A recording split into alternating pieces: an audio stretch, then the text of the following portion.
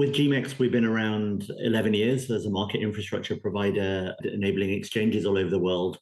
And then over the last few years, we got a number of approaches from whether it's governments, national exchanges, whether it's new venues to say, look, we want to set up a carbon exchange. Even though we're multi-asset, when we looked at this, we kind of said, well, actually, the carbon exchange is a little bit like the cart before the horse, because as you look into this, there's a much more complicated process upstream, with the supply of carbon credits and assets, and then ultimately bringing them into the market. And coming from an organized markets background, the whole thing is very fragmented. There's a lack of pricing, and there's lots and lots of vertical silos. With the banks doing their own thing, lots of exchanges, lots more wanting to set up as well. So we decided actually, as we looked into it, that actually combining our expertise, some of our core technology to aggregate, plus the exchange side, created a whole vertical ecosystem that could address this problem.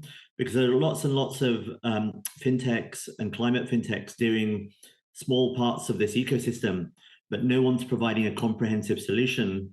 And what the market needs is they need a solution that's packaged for them that covers that whole vertical value chain. And that's why ZERO13 has been launched. So for us, it's all about making it easier for suppliers of carbon credits that are bona fide and credible to meet buyers of carbon credits, get the best price for those projects, which then allows development, which has a great impact in terms of community development. But the other thing as well is now governments are waking up to realize that these assets are very valuable and they could be used as a means to generate income and reduce national debt and things like IMF loans as well.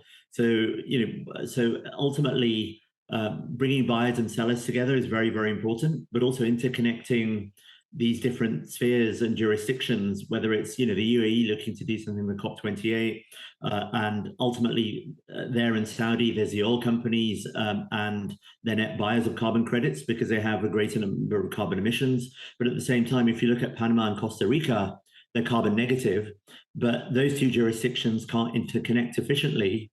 And there's a lot of African projects across Africa as well. And if we can interconnect those to buyers and finance, it's going to have an immeasurable impact on economies and on day-to-day lives. And that's one of the key reasons why we've established ZERO13, to make that whole process seamless and a lot easier. So increasingly, organizations are out there measuring this. With our technologies, you can measure, report, verify this. It's very, very transparent.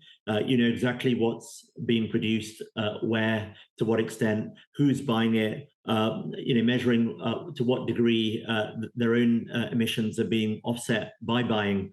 And really, that data and that transparency becomes very, very important.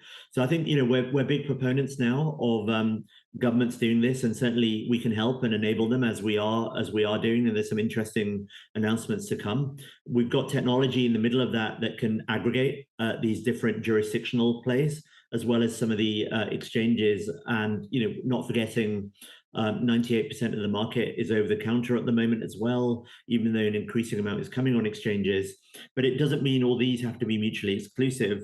What we're now doing is enabling multiple registries to connect, multiple exchanges and multiple participants, be they corporates or financials. And that creates a fantastic virtuous circle for economic development, which ultimately even national governments can't deny is very, very beneficial.